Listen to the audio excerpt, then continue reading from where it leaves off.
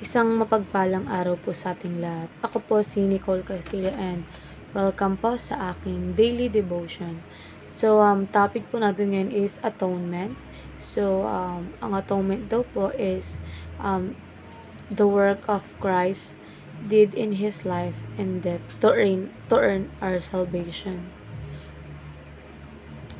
So, ito nga daw po yung mga ginawa ng ating Panginoon upang tayo ay maligtas. So, ayon nga po sa Hebrews chapter 9 verse 22, indeed, under the law, almost everything is purified with blood, and without the shedding of blood, there is no forgiven of sins.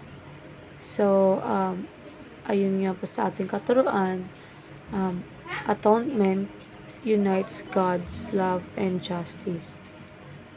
So, yung pinag-isa niya po ang pag-ibig at hustisya.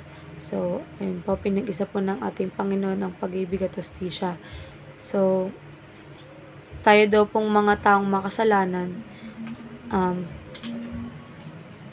kaya kailangan daw po tayo parusahan, pero isinugo niya po isinugo po ng Diyos si Kristo as a atone of sacrifice po, para po tayo ay maligtas sa ating kasalanan. So, also, atonement is penal substitution. So, ang meaning daw po ng penal is penalty and substitution is dapat tayo daw po yung pinarusahan ng Diyos, and tayo daw po yung dapat nakapako sa krus. Pero kaya po merong atonement, penal substitution, si Kristo po yung nag-substitute substitute natin. And next po is atonement takes away wrath of God. So, yung atonement daw po is inaalis yung galit ng Diyos sa atin. So, yung mga taong hindi daw po nanampalataya sa Panginoon is andun pa rin po yung wrath sa kanila, hindi po yun naaalis. So, yung mga tao naman po na nanampalataya sa Panginoon is napawi na ang galit ng or ang wrath ng ating Diyos. So, ayon naman po sa ating application, appreciate Jesus Christ today. So, alam lang daw po kasi ng ibang tao na pinako si Kristo sa krus, pero hindi po nila alam kung bakit po at para saan po siya pinarusahan. So, i-appreciate daw po natin si Jesus.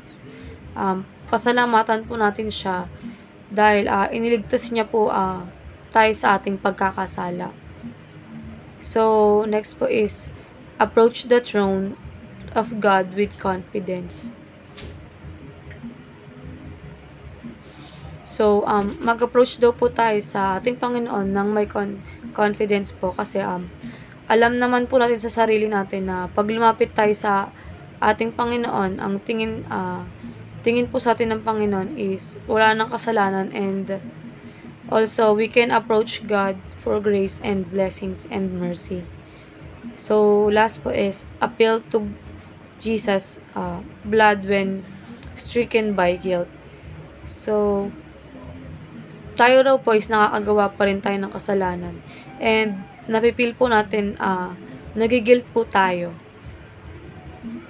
So, let's appeal to Jesus' blood while we ask for forgiveness po.